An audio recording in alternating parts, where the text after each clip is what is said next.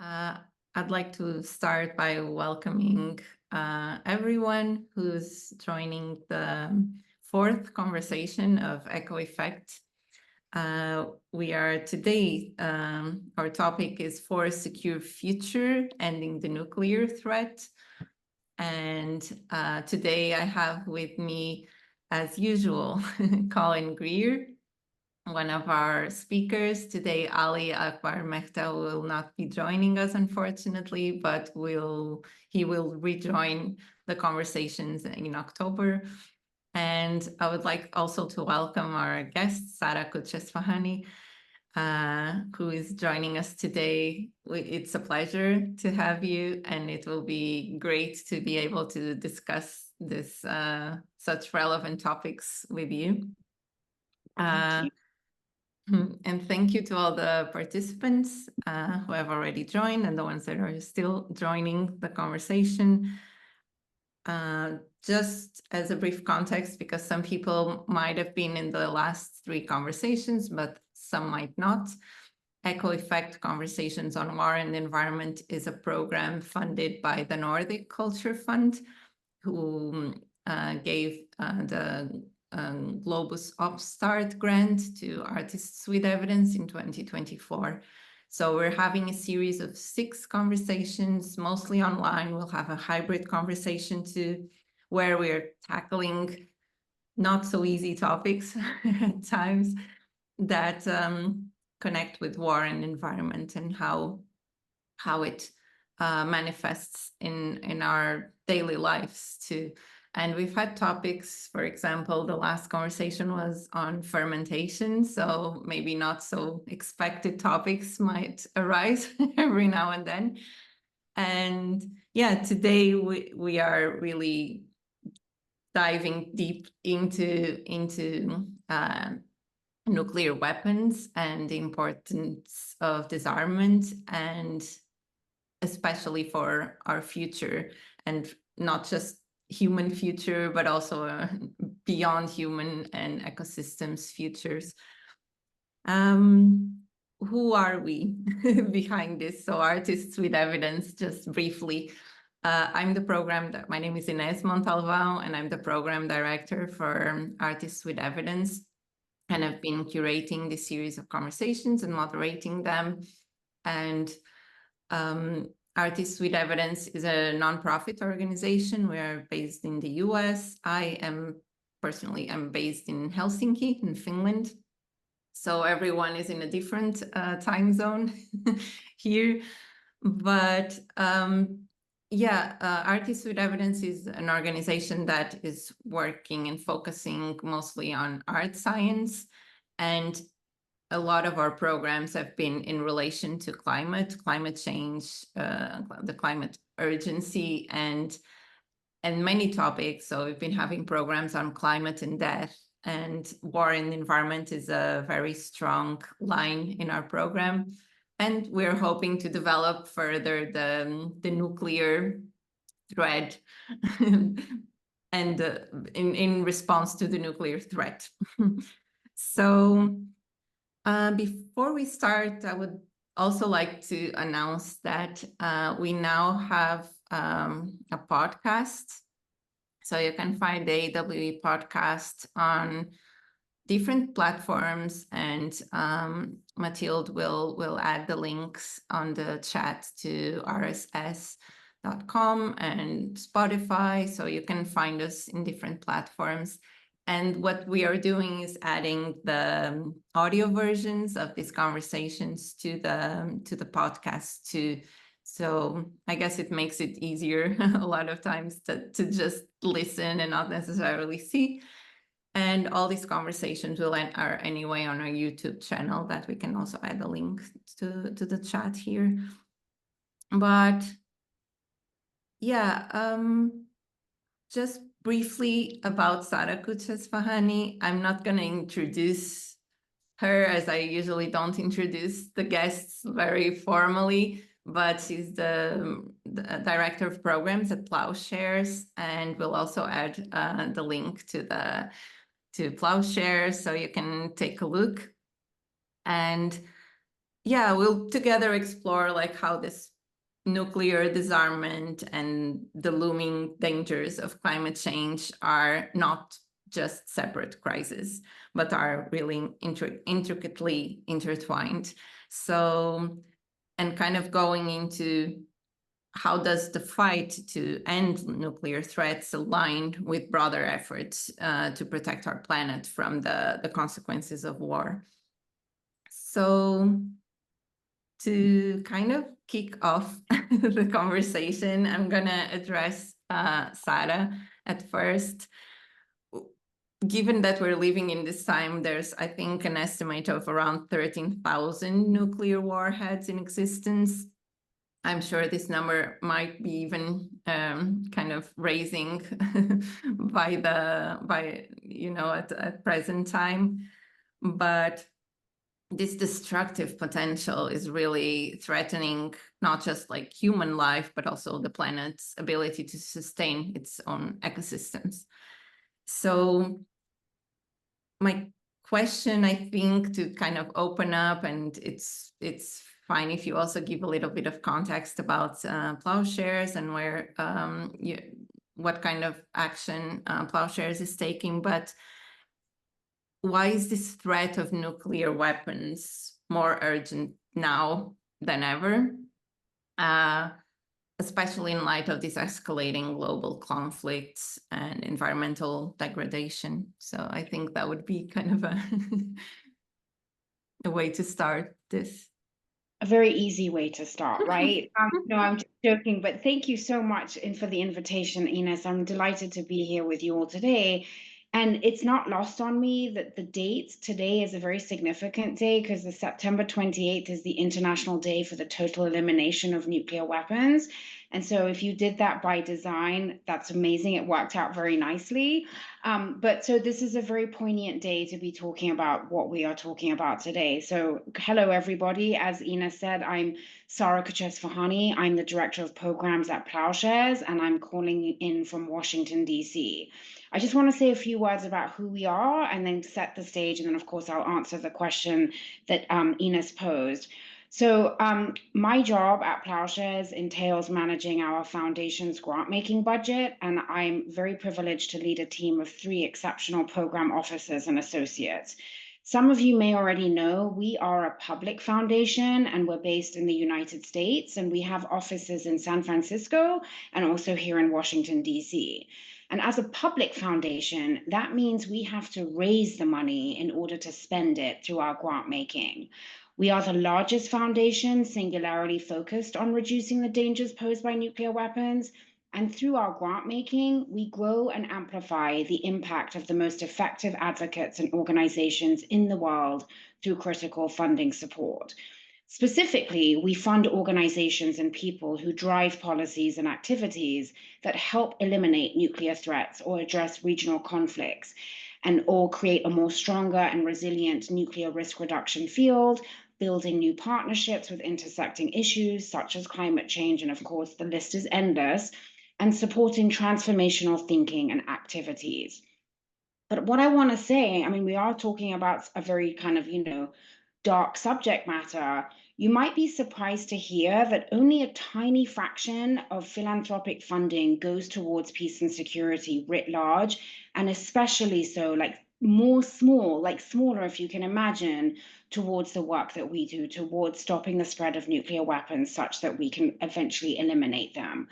So while the risks and threats to international security are seemingly rising, the philanthropic money going towards these issues are quite frankly dwindling. So let me kind of set the nuclear scene, as Ines kind of asked that I do. Today we are in 2024 and we have 9 countries around the world who have nuclear weapons. And you might already know this, but in case there are some in the audience that don't, the 9 include the United States, Russia, the United Kingdom, France, China, India, Israel, Pakistan, and North Korea. And what's interesting to note about these 9 countries is that all 9 are actually led by men, which means our entire security, specifically the security of the planet, is beholden to these 9 leaders. And, if I can indulge a little bit in kind of like some historical kind of, history, it hasn't always been the case where it's always been men at the helm. We've had Margaret Thatcher, we had Theresa May, and then we had Liz Truss for all but 40 days in the United Kingdom. And then there was Indira Gandhi in India and Golda Meir in Israel. But what I want to flag about these 9 countries is that not only are they not all democracies, but as you can tell from the geographic representation or distribution, they're scattered all over the world. And in fact, the only part of the world that doesn't have a nuclear weapon state is the Southern Hemisphere. And where it began with a scientific project called the Manhattan Project, which was led for and paid for by the United States. But what's quite fascinating about the Manhattan Project is the international reach or the international composition of the scientists. You had scientists from all over the world that were part of this scientific endeavor. And why I think this is really important to emphasize is because it really speaks to the nature of the truly global problem. It was a global science project, and it still has global security ramifications 79 plus years later. Now, as far as the environmental consequences are concerned, or more specifically, why should, and I think there's a question in the Q&A from Angela Kellett, what is the one thing people need to know about nuclear weapons? Why is it so important? Well, first of all, I think the first thing to note is, people need to be aware that these weapons still exist. There's a huge lack of awareness on this issue. Many people feel like, oh, because the Cold War ended, so too did the possession of nuclear weapons. But that's not true. We still live in a world with many, many nuclear weapons. And Ines, I think the figure that you cited was the most accurate that we are aware of. But not only do we have these weapons, but, as you alluded to, Ines, these weapons, there's an enormous human cost associated of nuclear weapons, whether it's through their testing, whether it's through their possession, or, of course, through their use. And, of course, the environmental consequences of nuclear weapons cannot be overlooked. For context, even though we have 9 nuclear states, we've had 8 nations that have actually tested nuclear weapons. And I'm going to get a little bit wonky here because this is quite fascinating. We've had 2,056 nuclear test explosions at test sites around the world. And 2 shocking facts I want to bring to your attention here is, first of all, half the number of this total number of nuclear weapons tests was actually conducted by 1 country alone. The United States conducted at least 1,030 tests, which is more than the number of tests done by all the other 7 nuclear weapons testing countries combined. Fact number 1. The second fact, and I think this is really important to note because this is how, the public can be motivated to do something. None of the tests that took place took anywhere near the state's capital city. So, and in some countries, none of these tests even took place in their own countries. So you didn't see any US tests conducted in the nation's capital in Washington, D.C. You did not see any British tests taking place in London, Paris, Moscow, Beijing. I can keep going. But what is so shocking about this, and this speaks to kind of, the colonial legacy, if you will, of nuclear weapons, these explosions took place mainly on the lands of indigenous people. And the effects of those tests are still felt today, again, almost 80 years since the advent of the nuclear weapons. So I can spend more time talking about this, but I think, the environmental degradation or the environmental kind of, damage inflicted by these nuclear weapons, you cannot overlook them, you cannot overstate them. But then, of course, there's also the human cost associated. There is the state of New Mexico here in the United States. This was a place where there were, many, many downwinders. In other words, people that were living kind of who got the effects of the radiation from the tests, if you will. There are families, 4 or 5 generations of whom are still dealing or still combating cancer as a result of these tests. And I just want to make it clear that, yes, the testing is kind of done for now. There is talk about maybe revitalizing testing, but those human effects, the human costs, the cost to the environment are still very much felt today. Let me stop there because I don't want this to be a lecture. No, that was a really great kind of wrap up of like the state of things, but I'm curious as where to all these efforts with disarmament and non-proliferation, all these efforts, where do they stand now? Or where do these treaties and all these kind of international agreements, like what's their role, and where do they stand at the moment in light of these events that you were just describing? So this is an excellent question, Ines. And I mean, I don't want to pretend that everything is okay and things are working fine, because it's not. You know, yes, we have one of the most widely signed international treaties called the Nuclear Non-Proliferation Treaty, abbreviated to the NPT. You have 189 countries signatory to this treaty, including 5 of the nuclear weapon states, the UN Security Council, the permanent 5, essentially, the US, Russia, China, France, and the United Kingdom. And we have this treaty, and the treaty has been in existence since 1970.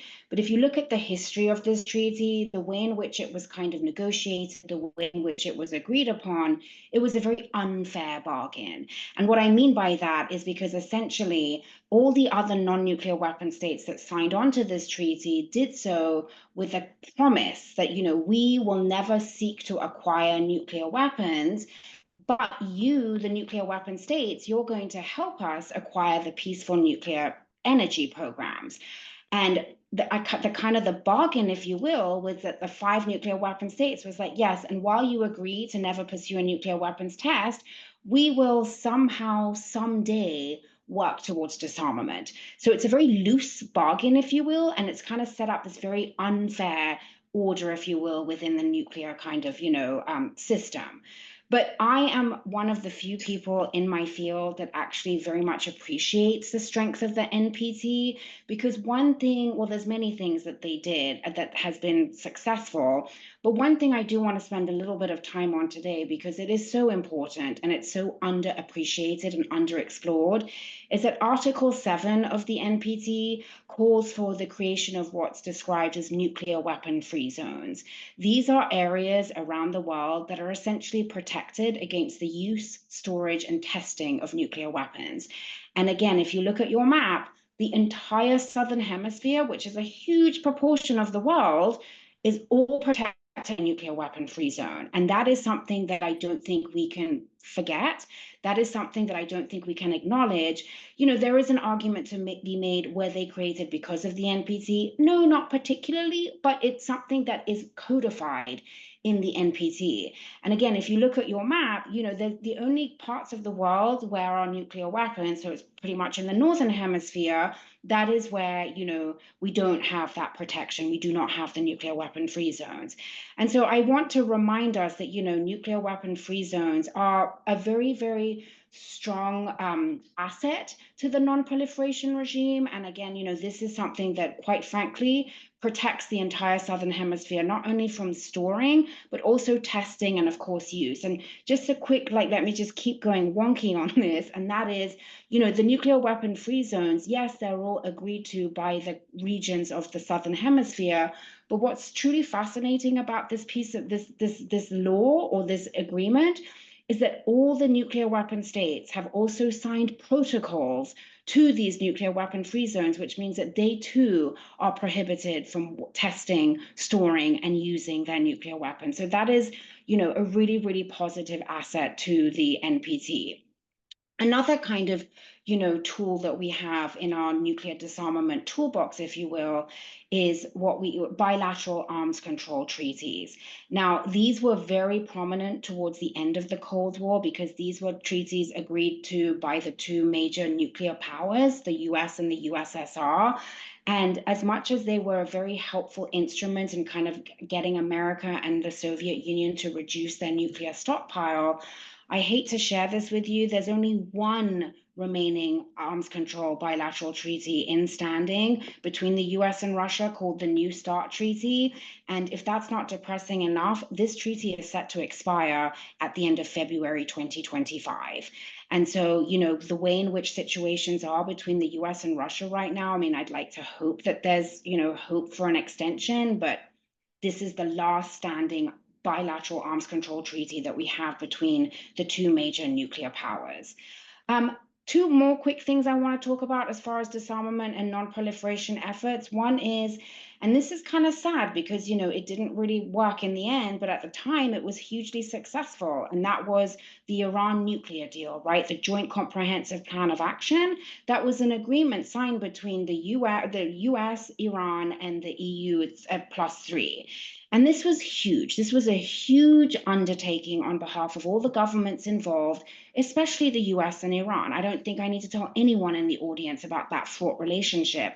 And this was really a sign of, wow, this is how we can maybe get somewhere with diplomacy.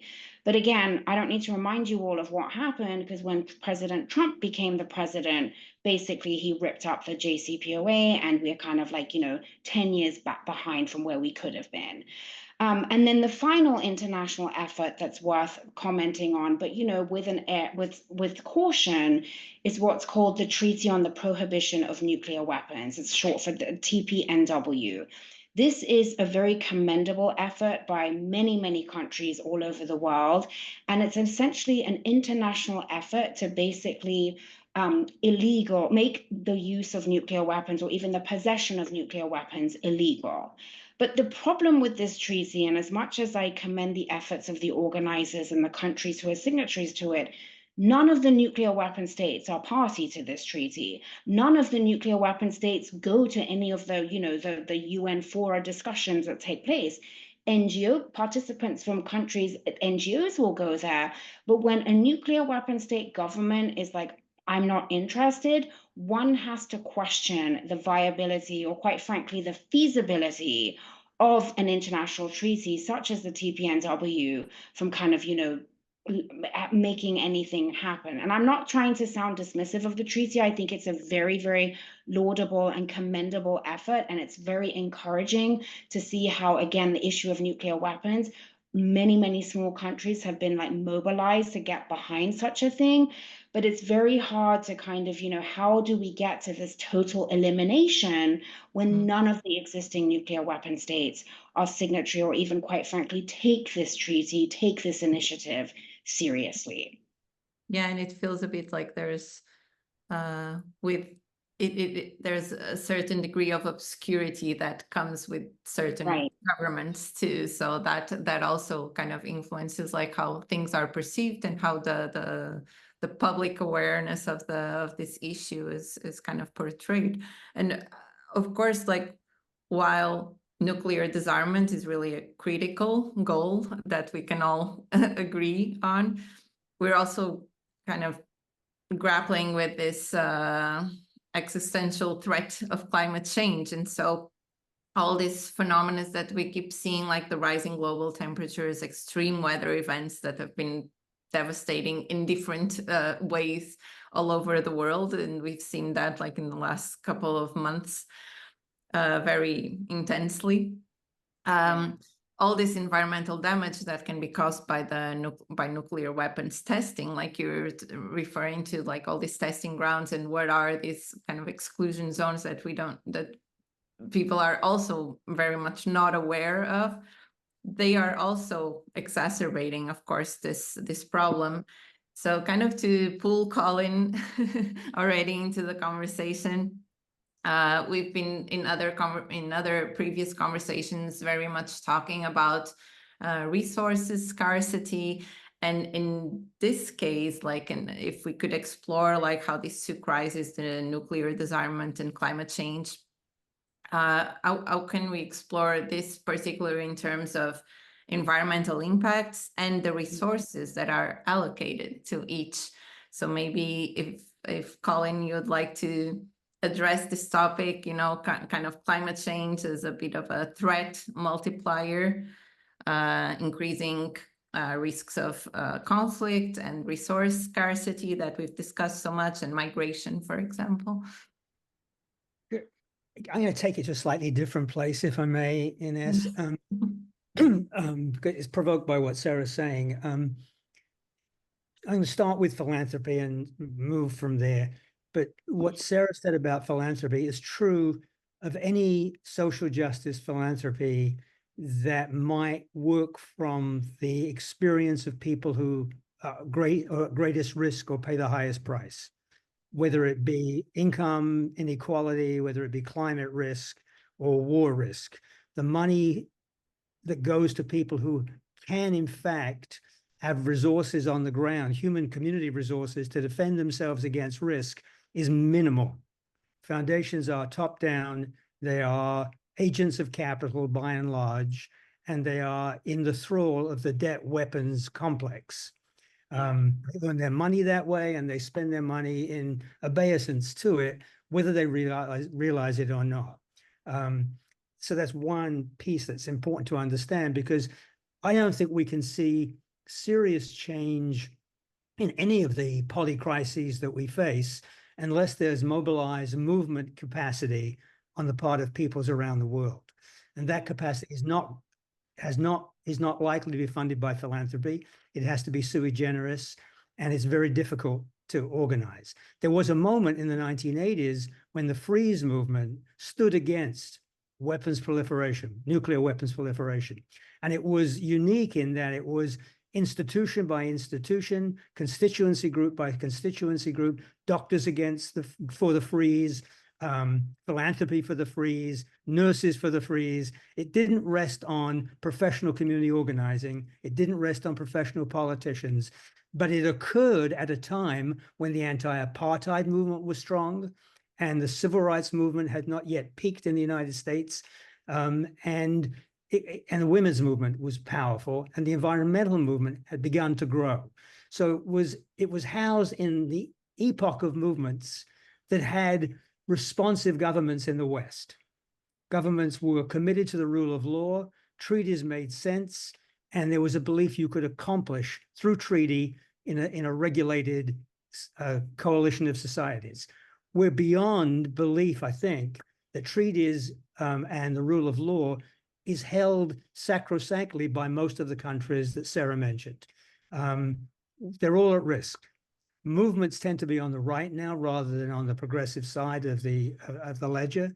And those movements are more and more likely to feel desperate, alienated, blaming, and ready to use a phallic presence to actually declare their presence in the world. And remember, those weapons are highly phallic. There's nothing accidental about that. It's a phallic intervention into the security of the world. So when Sara was talking about male leadership, that's significant. It's significant in terms of world politics. Even when you have women leaders, the culture created they have to lead in is a male inherited culture. So it's extremely difficult to think about movements that can be supported and grown in relation to this issue and other issues. Another layer I'd like to just name is that weapons themselves, look what's happened in Gaza, look what's happened in the Ukraine border. Weapons themselves numb us to the costs to human life. The more we are numbed to value against loving human life, we are more at risk of nuclear disaster, because the numbing applies across the board. It's how we allow poverty to grow at extreme levels. It's how we use weapons of non-mass destruction, misnamed, they're all weapons of mass destruction, destroying whole peoples and destroying land for generations. So if we're numb to that, we are not likely to build movements against issues that are more immediately at risking our existence, but they all put our existence at risk. So they're layered and they're interwoven, and the psychology of that in the end comes down to the building of movements. I think that we have to actually build movements. How do you do that in this period when they have to be sui generis? I take some hope in the Harris campaign here in the United States, in that the way constituency groups are declaring support is, as I say, sui generis. It's not funded. It's not politically mobilized. It's people growing their own expression of discontent and hope. And that's what the freeze movement was, and that's a sign of hope, I think. Today there was, and now I'm jumping around a little bit more, and I won't go on for long about this, but Putin said today, basically threatened today to reinterpret the existing nuclear treaty. What he said was he will interpret, or he's threatening to interpret, that any country that is a nuclear country that supports a non-nuclear country will be regarded by Russia as a shared enemy. so that the US support for Ukraine would, by that formula, serve as a declaration of nuclear war. That is a new level of risk that occurred just now. And again, it's about the decline of the respect for the rule of law and for shared regulation of any arena of our lives. And we see it everywhere. I'll just say one other thing about it. The Bretton Woods agreements made debt the organizer of imperial power. And the nature of debt is what's impoverished countries. It's what has created climate disaster in those countries through the ownership of their resources by extracting countries. So we have a complex here that has to be unwoven, and it's very difficult to do it. I'm going to jump to one last thing here because it's at a different level and it connects the art to the science and policy of this. I wrote a play 10 years ago about a man in the 1960s who had been the pilot that navigated the plane that declared that it was the time to drop the bomb on Hiroshima. Yeah. His name was Claude Etherly, and he was highly regarded as a hero because he called the moment. And he came home to be honored and had a moment of crisis. And he ended up robbing grocery stores to raise money to send to the orphans in Hiroshima who had lost their families and lost their skins very often through the nuclear explosion. And I tried to tell his story. And I mention it here only because it's the personal story. It takes us personally to reject this level, not only of risk, but of assault on other humans. That we have to be offended by the assault on other humans to be able to manage this crisis. Yeah. Well, if I may, Ines, I want to carry on what Colin is saying, because Colin, I couldn't agree with you more. And I think you've really touched on that really important aspect, the storytelling aspect and the human stories. Because in my field, we are so fixated on jargon, on words that quite frankly don't make any sense, on the minutia of the money, not how much is being spent and the yield. And, you know, I have a PhD in this issue and we say things like strategic stability. I don't even know what that means. And I feel like, honestly, that is part of why we are not getting more people interested or involved, because it's a highly technical, by design issue. And so one of the things that you said that really struck me, first of all, I really want to read your play, so I'm going to have to get the title from you because I'd love, that sounds like a fascinating play and I really appreciate you writing it. But let's go way even farther. Well, actually not farther, like a few months later, when John Hersey, the American journalist, actually was able to get into Hiroshima 1 year after the bombing and was able to interview 6 survivors. This is a story, or these are 6 stories of 6 different individuals who happened to be in Hiroshima, where the New Yorker devoted its entire issue to this story. And these are the kinds of stories that, quite frankly, we don't have enough of. These are the kinds of stories, like, I mean, one of the things I love to kind of, inspire my students is, you read Hiroshima, you give this book to someone who thinks nuclear weapons are the best thing since sliced bread, and I guarantee you they can't walk away from reading that book and not be moved. And so this might be a crazy idea, but we work here in Washington, D.C. What if we were to give a copy of Hiroshima to every single congressman and woman? 500, I mean, I just can't imagine people not being moved by this. And so when you talk about the role of art and science, it is crucial. We as nuclear experts, however you want to kind of conceptualize that, we need other thinking. We need creative thinking. This is such a multidisciplinary issue, and it affects each and every one of us, irrespective of whether you're a PhD or a diplomat or an engineer or a scientist. We need that creative thinking. And one thing we have, which I'm very excited about, we have the doomsday clock, right? This very unique, iconic clock put on by one of our grantees, actually, the Bulletin of the Atomic Scientists, where every year they kind of calculate how closer we are to like the end of civilization as we know it. This is such an iconic clock, and this is a clock that was pioneered by an artist because she was so like moved by this issue and was like, this is not just a technical issue, this is not just a scientific issue. But at the same time, I don't want to, of course, be disrespectful to the science and the scientists. We are sitting here saying we need disarmament, but I'm a political scientist. How on earth am I going to figure out what that looks like and how that's going to be? I need that scientific input. And so I feel like, we cannot decouple art from science. It's such an important kind of combination. And one thing I also want to say, as far as like science is concerned, I mean, let's not forget that the role of scientists became that much more important in the policy process since the advent of nuclear weapons. You never had scientists part of the policy discussions. And so there's something to be said about talking to scientists about the moral, about the ethical implications of testing of nuclear weapons research. And kind of story within a story, I used to work at the nuclear weapons laboratory here in the United States, Los Alamos National Laboratory. And what was so fast, well, first of all, I was the only political scientist. People were like, why are you here? Which was very interesting.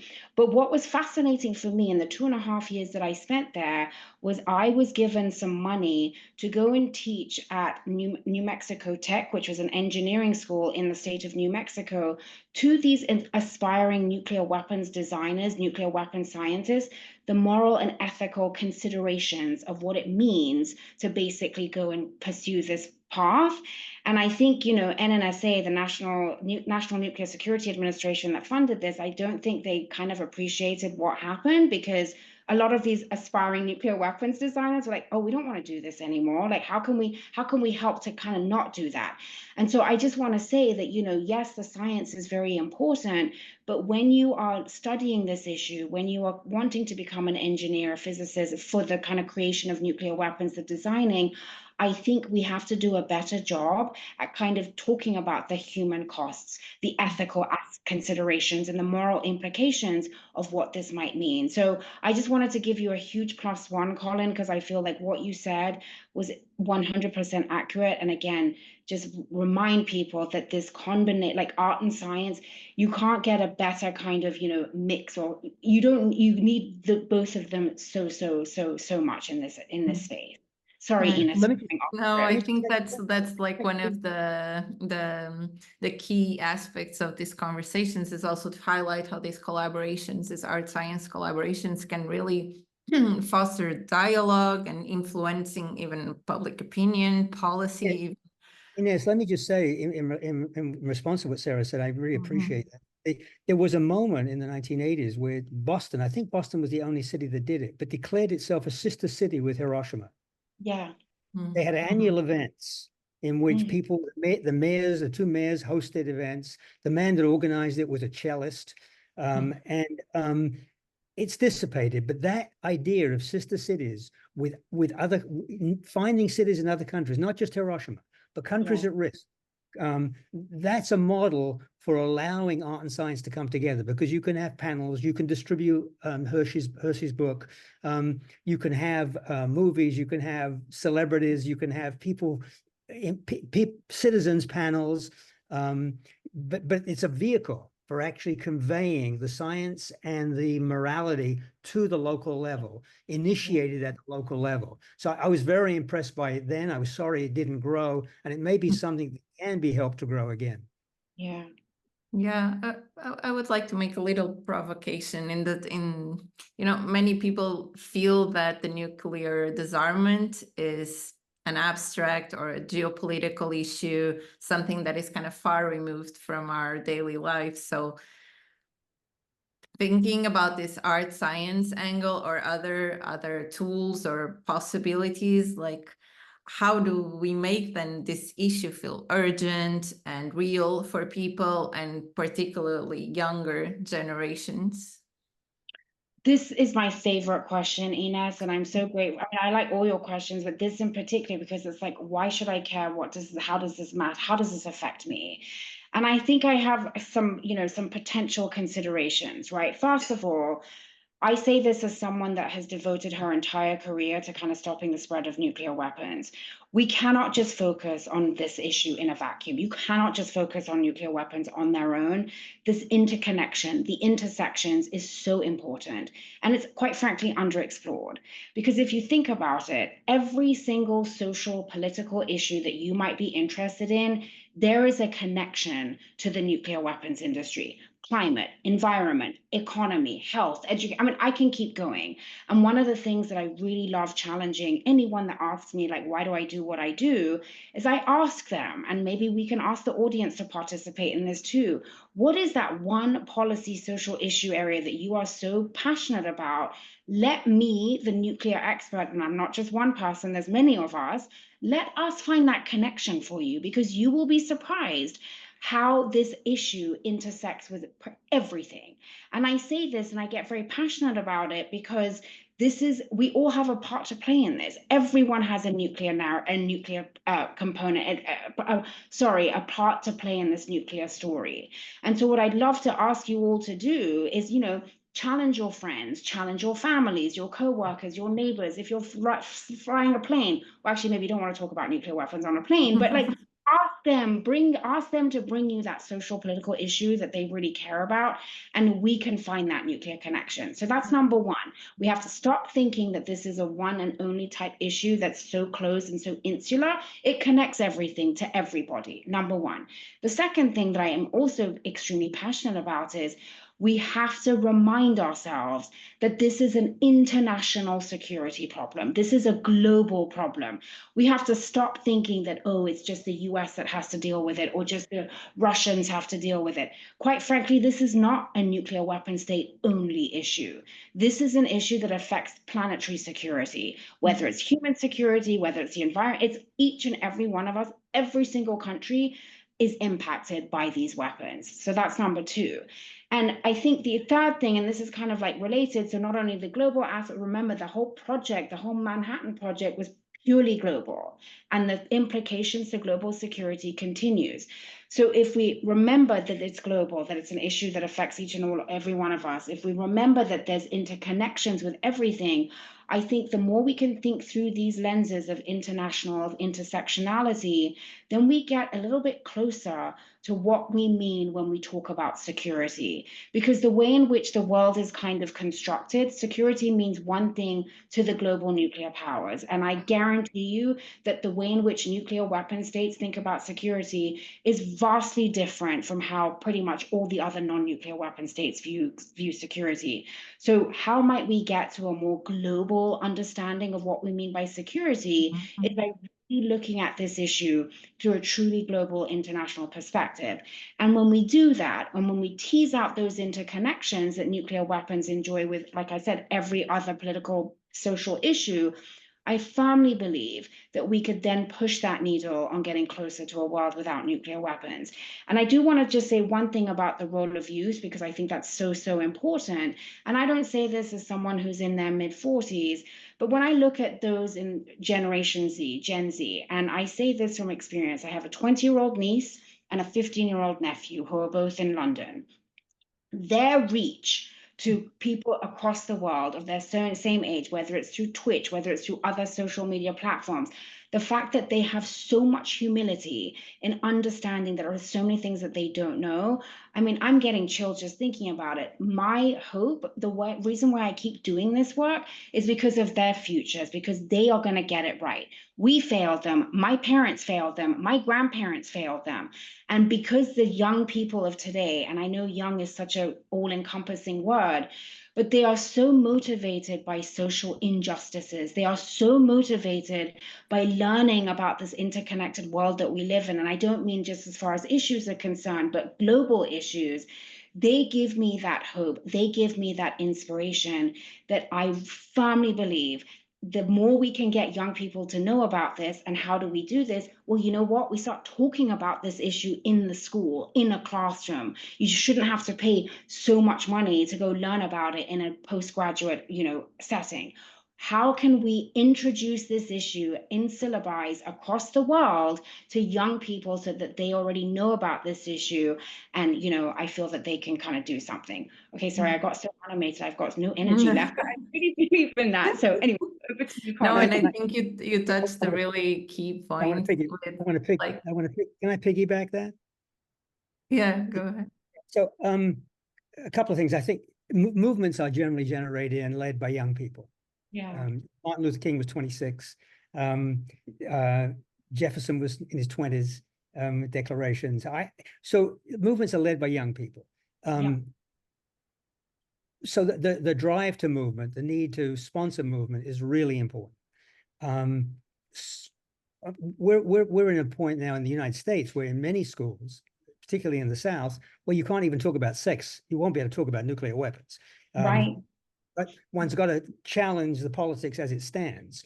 And so I want to say the other side of what Sarah's saying about all the multi-issues that feed back into nuclear. Nuclear feeds back into those too. It's a two-way deal. So in some sense, you have to make progress on the others to open the space to deal with the nuclear, because it is the go-to place. Weapons are the go-to place. Guns are the go-to place for the alienated. It's an expression of power when you don't have any. It's the kind of legendary people voting against their own interests. Unless their interest can be served as they experience their interest, they are not going to leave the space open to challenge the power structure that gives them some sense of power. I mean, America has lost every war since World War II, every single war, long-standing wars. That's had an impact on young people in America. They're playing video games that are all about destruction.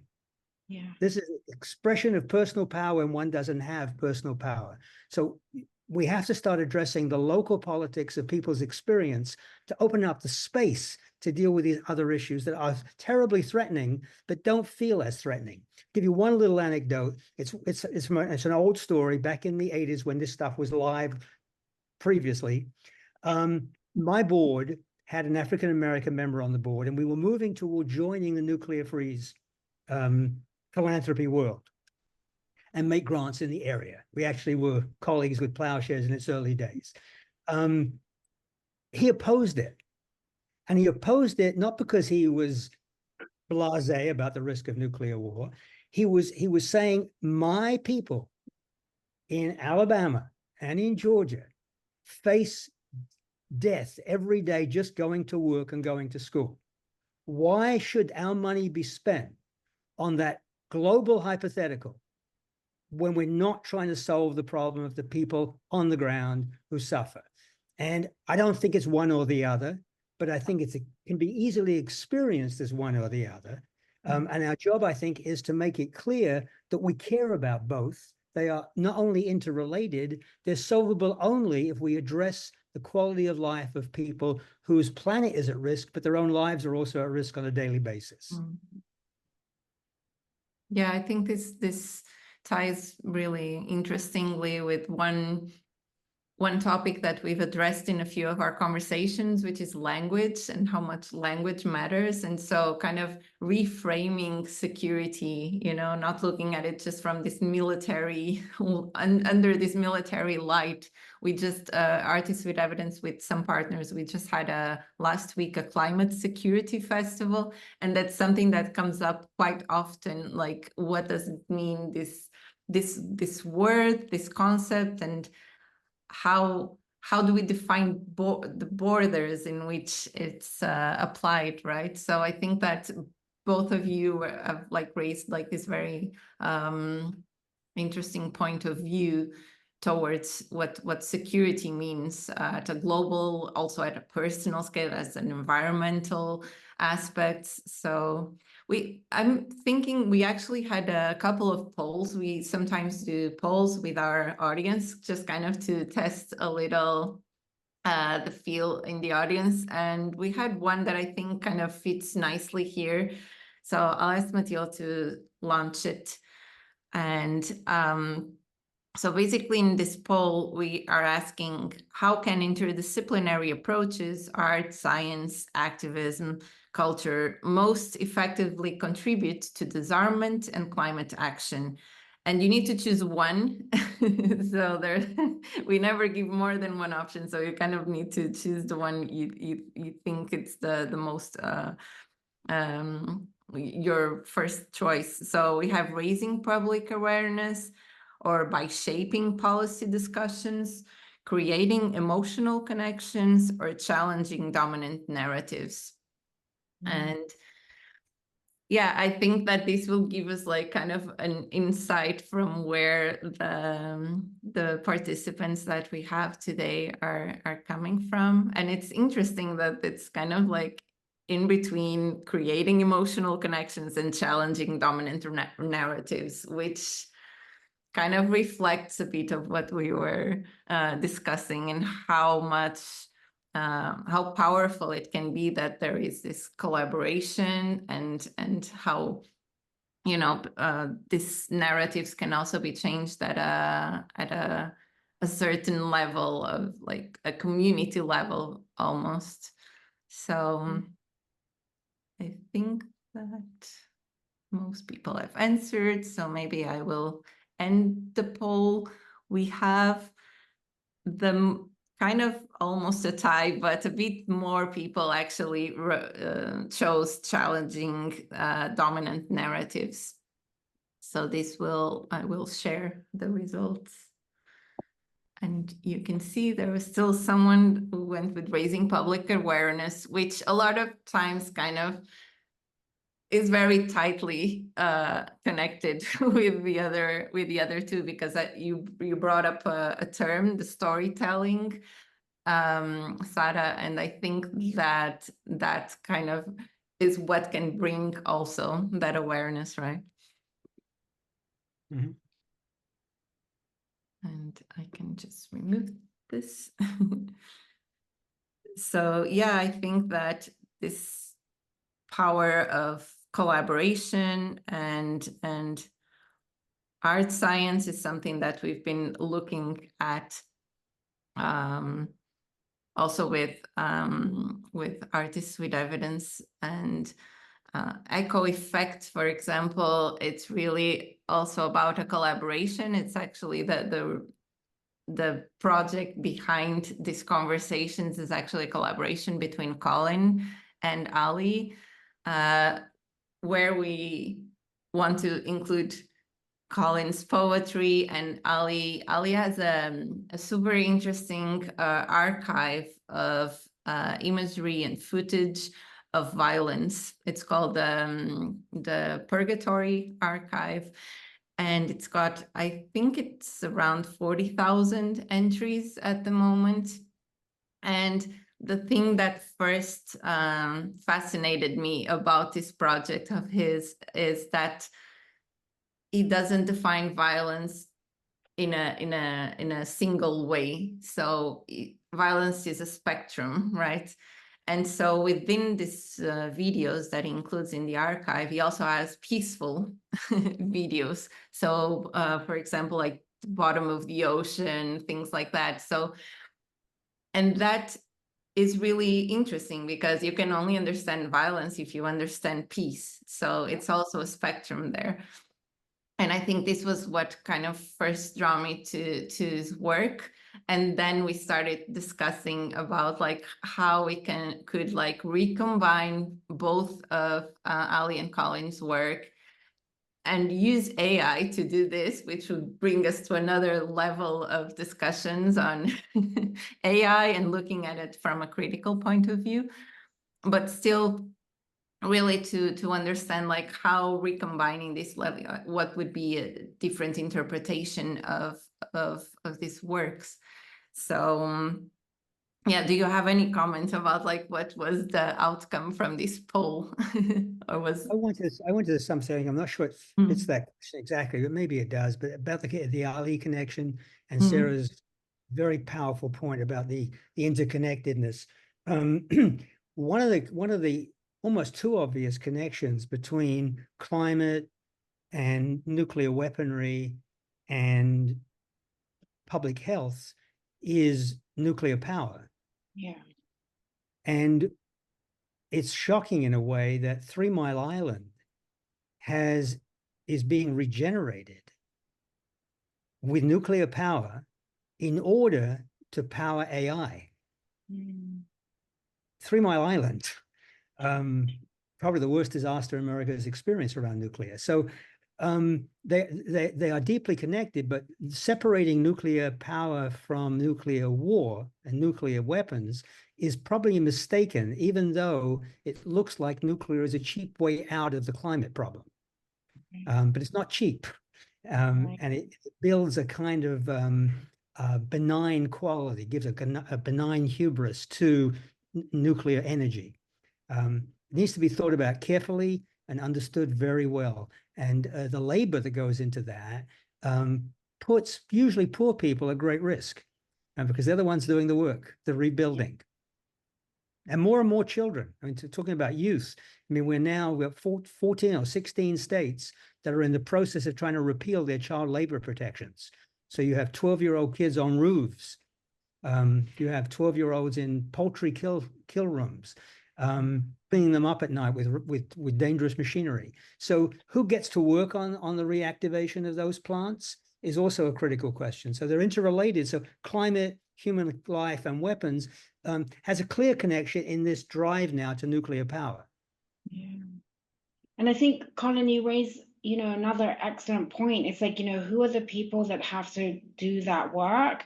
They are the people who are the most impacted by the work, but they are the people most often ignored from decision making, right? And it's like, imagine if we were to invite impacted communities to kind of participate in these policy discussions. I don't think we would continue the policies that we are working towards, because how would we, And so, but to answer your question, Ines, which I think is it wasn't really a question. You wanted us to comment on what you had said. I think there's something very powerful in what you shared with Ali's work as far as kind of, thinking about it through the lens of peace. That is something that, in my almost 20 plus years of working in this field, I very seldom use the word peace. And it's like, how can we talk? And I find that such a striking reminder that everything that we're doing is in the interest of international peace and security.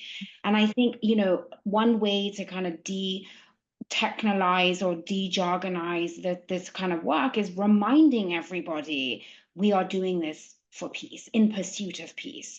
And I think, because, there is that argument, which of course I don't buy, that nuclear weapons are a source of peace. I mean, the fact that this is a narrative that gets espoused and people are like, oh yeah, that's right. It's beyond my comprehension, because how can something so destructive? It's the language of security again, exactly, right? Exactly. And I think what you said is so poignant. Like, it's all about the language, it's all about the terminology. And if we think about it in the framework of like peace and security, justice and equity, that is another way of kind of attracting more people into this field, into this issue, because that's what we want. That's what we strive for. So I want to thank you, Ines, for kind of, introducing Ali's work and that reminder that the word peace is so powerful and so important. You have it in your name, right? Ploughshares is synonym for peace, right? Swords into plowshares. That's exactly the point. That's exactly it. But it's that connection though, isn't it? Like, Yes. I work at Ploughshares. I've worked at Ploughshares for over 2 years now. I forget that. And so that was a reminder. It's like, but yeah, I think the words, the term, and remember, the language of war and the language of militarism isn't just English, right? I mean, I think every country, every language has that word war, has that word peace. How do we deconstruct that in a way that, makes itself more welcoming, makes itself more accessible, so that there is that universal concept, that universal kind of pursuit of peace and justice? Yeah, I would also like to highlight what you mentioned about like the ones that are most affected, that they don't really have a voice in this. And just thinking about this example, I don't know if people are aware of this non-proliferation treaty for fossil fuels. There's an initiative undergoing, and there's 13 nations that have signed this treaty, and they are small nations. So they are actually the ones that are already being affected by this. So they are kind of initiating this and hoping that more and bigger or more powerful nations will follow. So that makes me think, like, what are kind of the steps forward with this disarmament and non-proliferation, and are there any lessons from past efforts that we would incorporate into current or upcoming strategies, things that we are kind of looking at in the near future? So this is another excellent question, Ines, and I'm again very grateful that you've asked it. So I have a few, again, considerations, and I think, not to be a pessimist, but to be a realist. First and foremost, the political will has to be there. If the political will is such that we will live and die by our nuclear weapons, it's very difficult to change that. It's not impossible, but it's very difficult. And you asked for kind of past examples. In my PhD research, I looked at Argentina and Brazil, two nuclear aspiring countries.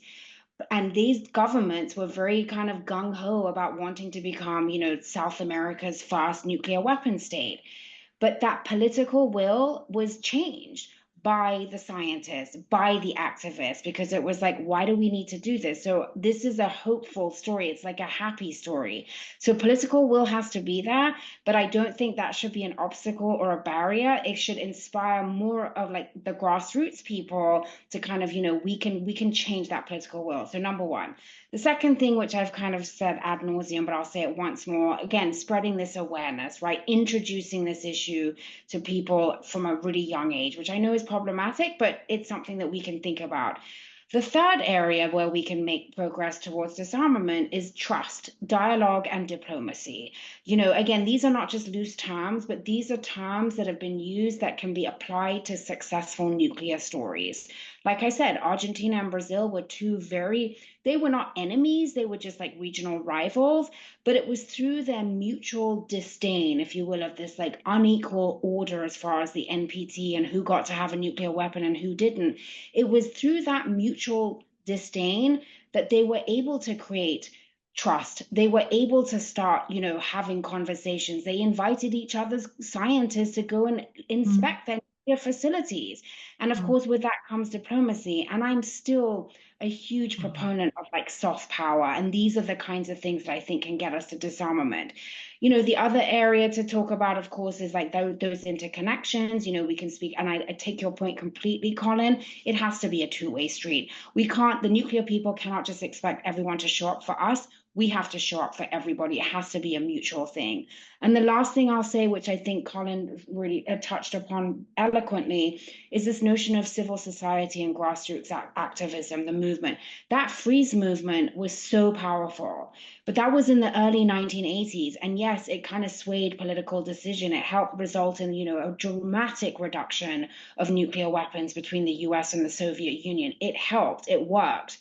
We haven't had a resurgence. We haven't had a 21st century version of the freeze movement. I mean, we have Greta for climate, but where is Greta for nukes, right? And so it's kind of like we need to, what are the steps towards kind of inspiring that civil society, that kind of movement? So yes, it's all very doom and gloom, but I believe we have some steps that we can take. And like I said, I think it does start at the grassroots level by asking these questions, by challenging our decision-making elites, and by, showing those interconnections and reminding ourselves that, this is one planet, we all share it, and we'd like to have it continued for future generations.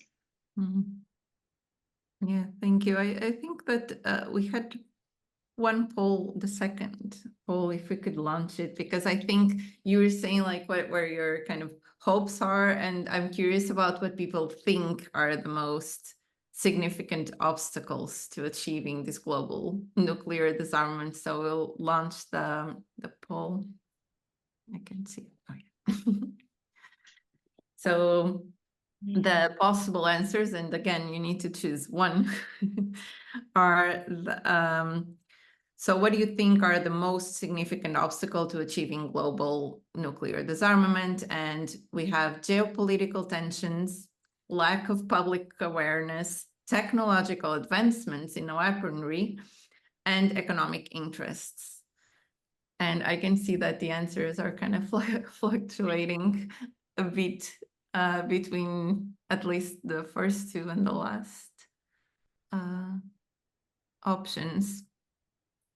And once we get like the outcome of what people are thinking that or what they think it's the most significant kind of obstacle, then it keeps totally changing, which is quite interesting. So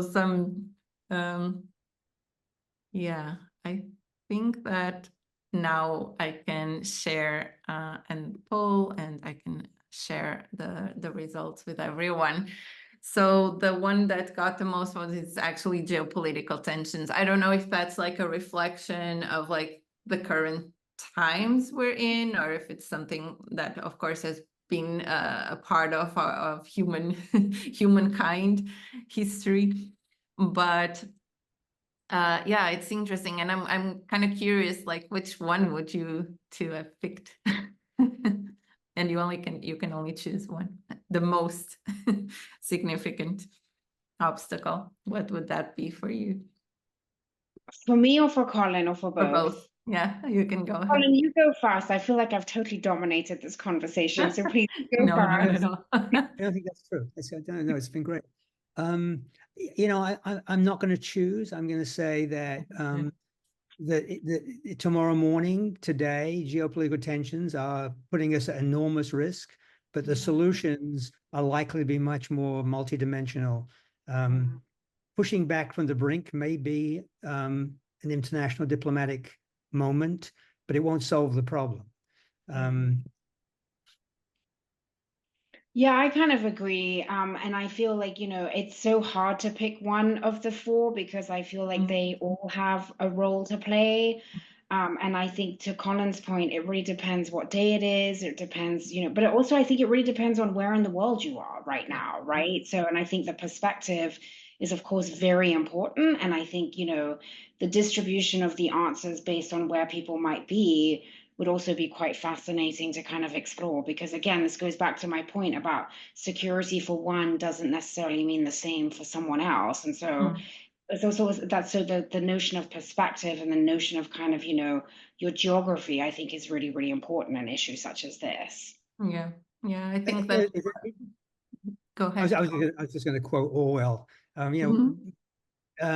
Peace is not war. Yeah. And so if we're after peace, we have to stop war. And of course, as we think about massive rejection of war. That's of course pie in the sky at the moment, but it is a fact. Peace is not war, but we keep justifying war in pursuit of peace. That's just it's not accurate. It's a false god. Yeah, we're back to the semantics of it, right? And I think as we think about the future, it's really clear that these traditional notions of security are really rooted in this military might. So they're no longer efficient in addressing like the poly crisis that we're facing. So we're kind of needing to find new ways of addressing the issue too. And I wanted to shed a light into like Colin's work too, so kind of like thinking like, how does your work or your poetry, your social activism contribute or can contribute, or how do you feel they contribute to reshaping this our understanding of security and a topic that we've addressed so many times, which is resilience. And we had our second conversation was about resilient narratives. We also tackled a lot of issues with philanthropy and things like that. But kind of how can poetry, social activism then kind of reshape this understanding of security and resilience in your view? Gosh. Well, I'm not sure that I can say that it does, but how might it contribute? There's a Palestinian poet that has a line, says, how do I prevent a poem from becoming a gun? And the other side of that is where I would go, is that a poem activated with the public is a chance for the public not to be activated to weapons. it is an opportunity for people to experience the truth of their humanity. And it's an opportunity for people to step out of the limits of their own experience. Not necessarily that it will work, but I think that's the goal. To share a moment in the poet's life where the poet has experienced that phenomenon and invite people in. I think that's the goal. There's a dramatic line in Marlowe's Faust that I would just quote because I think it speaks to many layers of this, and I hope it will be as expressive for you in hearing it. But in Marlowe's Faust, Faust has signed his soul over to the devil, and he says to Mephistopheles, "So now you've got my soul. Where is this place called hell that I'm going to?" And Mephistopheles says, "All places are hell that are not heaven." And I think that's the goal, for people to experience the possibility of heaven in their lives, and that it's worth grasping, and that short of that, it's disaster. That's the power of poetry, I think, that it invites you into recognizing that morality is not about esoteric choice. It's about living with other human beings well, or destroying each other. Yeah, Colin has the talent of letting us all speechless every now and then in these conversations, and he hasn't even read a poem yet, but one of his poems yet. But so while we can like digest a little bit of this, there's actually another poll that we could launch to our audience that I'm curious, and that I think will like kind of guide us slowly into kind of a wrap up. But if we can launch the poll, it's asking, in your view, what is the most effective way to achieve nuclear disarmament and address climate change together? And the answers, the possible answers are international treaties and agreements, grassroots movements and public awareness, technological innovation, and art science collaborations. And What are the above? Yeah, it's interesting to see like how it's kind of the whole thing opened up with the grassroots movements, which was something that you brought up, Sara, a while ago. And I think, well, I can see that there's some faith in the international treaties and agreements too. But, and again, we always ask people to choose a single option, which I know it's a little hard always, but yeah, we'll let it. Yeah, I think that we've got like a solid major response, and I can share the results with everyone. So I guess the grassroots movements and public awareness are still kind of like at the top, or at least like what is the most effective way that we can.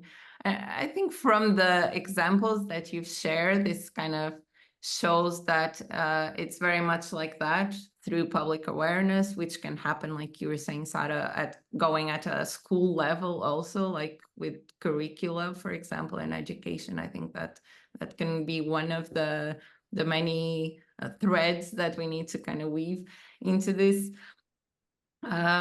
Yeah, but what would be kind of your, I know that's probably quite hard to give an answer to this, or I can let you choose two options.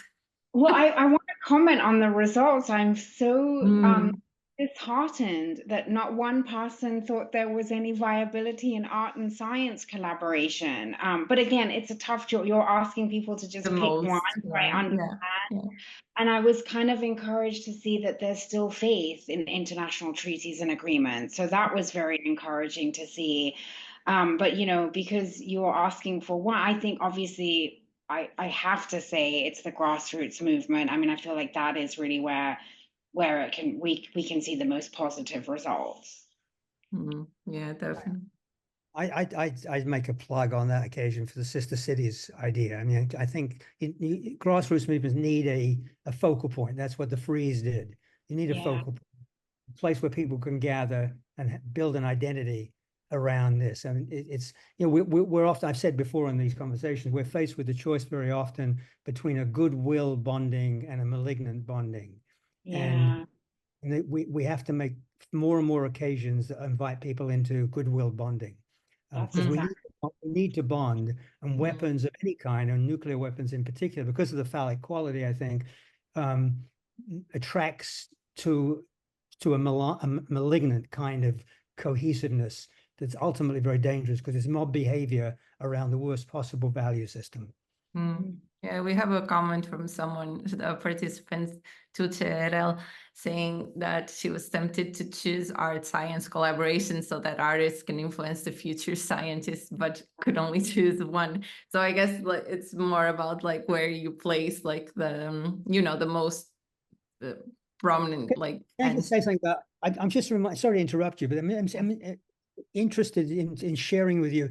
Harry Belafonte, who was a friend, would quote Paul Robeson around this particular theme, and I think it's relevant to the art and science thing around the art side anyway, and probably on the science side too. But Robeson would say that in building movement, you don't want artists. You don't want artists for their celebrity and their contributions in donations. It's nice to have that. But what you need is activist artists, people who are activists and in their lives are artists, not people who can be invited to a gathering to raise a bit of cash. So nice to use celebrity, but artists need to be activists. And I think I think it applies to science too. Yeah. And we see some movements go, you know, like we have the Extinction Rebellion and now we have the Scientist Rebellion. So but it's an important distinction. It's not just art, it's the artist activist. Yeah. And there was one sentence that or a quote that came up like while I was preparing for this conversation. So Albert Einstein said, "The unleashed power of the atom has changed everything except our ways of thinking." And I think it's kind of like showing that, you know, in a world where the nuclear weapons are very much present anyway, our conversations and actions today can kind of pave the way for a safer and more secure future. So I would like to kind of ask you both, and it might be a very easy answer for you, or maybe it will be a bit longer answer, but like in this context, you know, of that, you know, in a world that needs narratives of survival and hope, not just of destruction, can we like imagine like the futures through storytelling, and can we imagine this world free from nuclear weapons? So kind of what gives you hope in the face of this kind of daunting challenges? So, and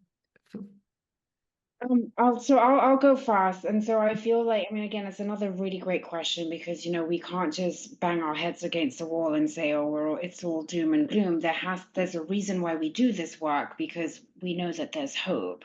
And I will start by saying this gathering in and of itself is like very hopeful, right? You've got obviously people coming because they care, they're interested. So that's one thing.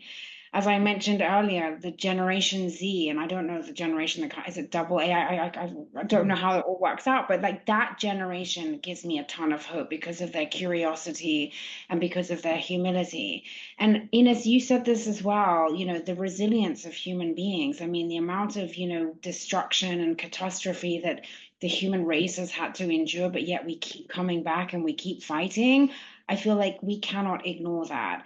And then the final thing I'll say, which kind of speaks to who I am as a person in the field and the space that I occupy, is one of the things that gives me the greatest hope is like knowing that there is an army, sorry to use militaristic jargon, but there's like a group of people out there who they want nothing better than to upend this current status quo and to give the mic to those who are truly impacted. And I'm going to kind of, one of my colleagues is actually on the call today, Angela Kellett. She's the executive producer of our podcast called Newt Talk. And one of the greatest gifts she has done as the executive producer of our podcast is she's given the mic to members of impacted communities. And it's not just a performative function, it's because they have stories to tell. And it's probably good that we can't see Angela because she's probably getting really mad at me that I'm saying all this, but the impact of those stories, the kind of the appreciation that we have as an organization have received, I just feel like, there's so many more stories that we need to hear, and there are so many more stories that we need to tell. And in my mind, that gives me the greatest hope. Yeah, and I see Angela's been also commenting. She shared even a link of an example of an artist and activist. And please feel free to also add a link to the name of the podcast, because I think everyone would be interested. There's also an interesting example from William Dunn saying that the Finnish Parliament building was sprayed red by activists to protest peat mining, and that it was very impactful. So again, an example of how, people are taking action in matters that affect them directly and profoundly, so. Yeah. Yeah. Yeah, but Colin, if I would love to hear what gives you hope. Yeah, well, I mean, there are a number of things that give me hope. One is 8 grandchildren. From ages 15 to 2. And when I watched the 15-year-old play with a 2-year-old, I recognized that love, not just trauma, is transferable across generations. That gives me a lot of hope. And people in action. There are people in action all over the world.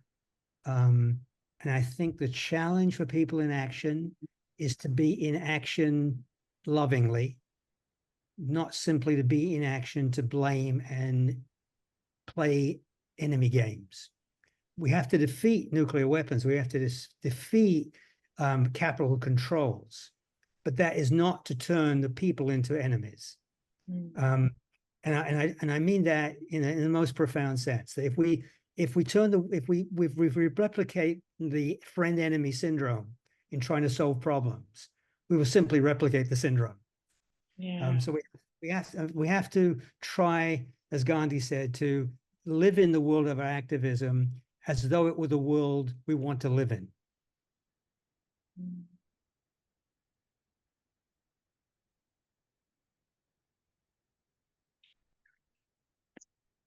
Sorry, I was muted. I think this would be like a great moment to kindly ask Colin if he had prepared any poem for us today. It's been I wrote a poem that I thought might be useful or resonant. It's an unusual poem for me in a sense because it's very simple.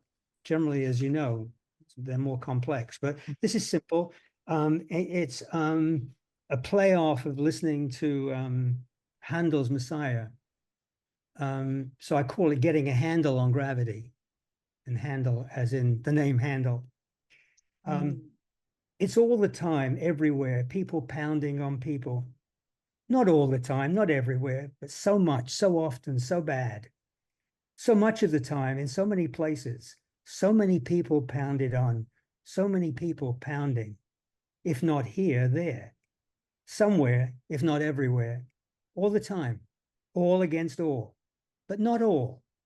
There are those serving grace, no matter how bad, everywhere, all the time. The fishers throw out lines so baby fish can swing on them, who make the rough places safe, while raindrops continue to fall slower, quite a bit slower than gravity. Thank you, Colin. It's always a treat to have a poem read by you and written by you and shared here. Thanks for the.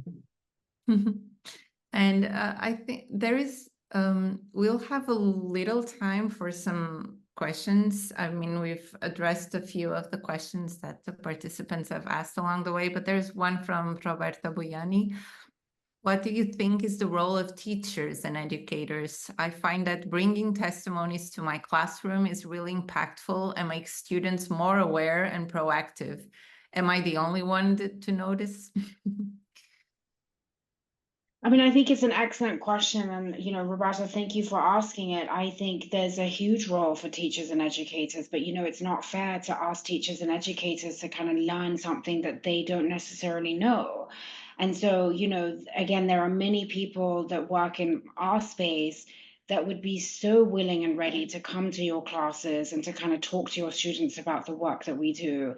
And we also have connections to impacted communities. And I think hearing that firsthand testimonials, it's so powerful. Again, it goes back to the comment I made about John Hersey's Hiroshima. You can't read that and pretend to not be affected by it. So, Roberta, I don't know where in the world you are, but, we have the gift of Zoom. If there's anything we can do to kind of help, for us to come to your classes virtually or to connect you with people, I'm happy to drop my email address in the chat. Please don't hesitate to reach out and, connect, and anything we can do to bring this issue to your classrooms, we would be very, very happy to oblige. I'm just going to put my email address in the chat. Make sure to put it to everyone on the chat. Yeah. Oh, okay. Teachers are an invaluable resource for so many things.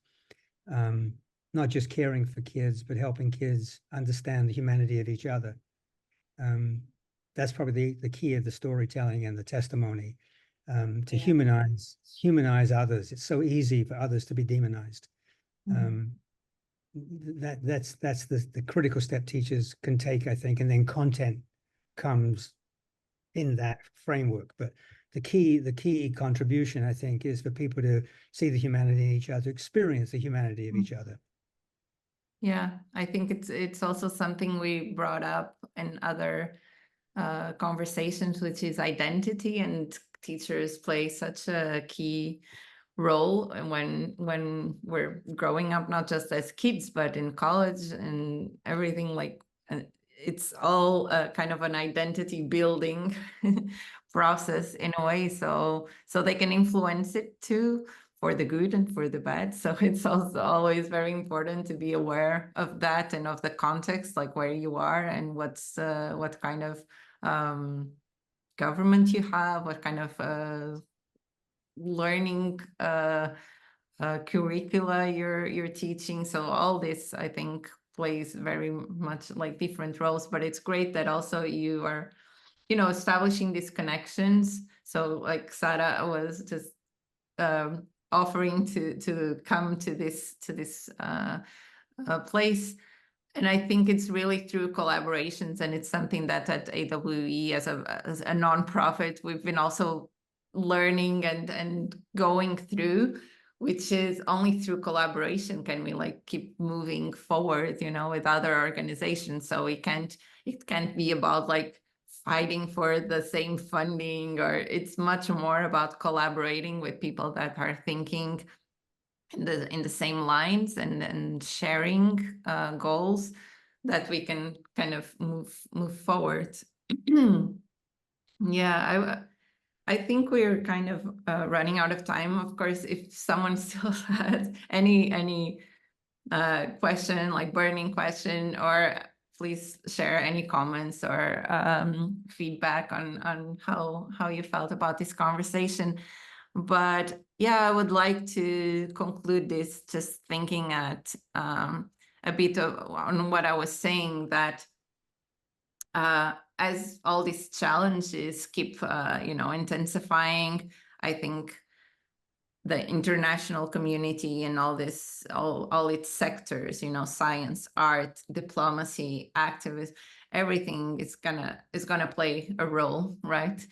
So I would like to thank Sara and Colin for sharing your insights today, and a glimpse of what could be possible solutions also for our future, and encourage everyone that's listening to us, or that will listen to the recording and then the podcast, so that people also kind of feel engaged, encouraged into taking action in these critical areas.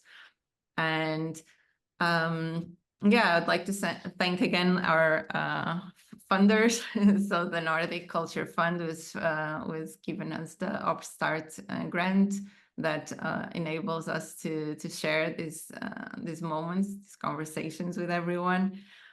And we will have a very interesting next guest. Maybe I'll leave it as a bit of a surprise, but we'll be looking into notions of displacement and how you can grow within a scenario of adversity. So we'll have a really, really great guest for the next conversation that will happen in October. So please stay tuned and follow like our social media, Instagram. We have a link tree. The link in bio in our Instagram is always updated with what's next. And feel free to reach out if you find that there's a way that you would like to get engaged also with Artists with Evidence, or get in touch with any of our guests. We'll also be happy to facilitate that. And yeah, it's thank you so much for the nice comments also on the chat right now. And thank you so much, Colin and Sara. I don't know if you want to say any. Yeah, I do. I want to thank you very much for great facilitation and great prep work. And Sara, it's really great to meet you, and really thanks for a great conversation. Thank you. Right back at you. And again, huge thanks to you, Ines, for curating this conversation. And I really did enjoy talking to you, Colin. And like I said, I'm about to go order your play because I really want to read that. So, but thank you so very much. Yeah, thank you so much, everyone in the audience too. And we'll see you again in October.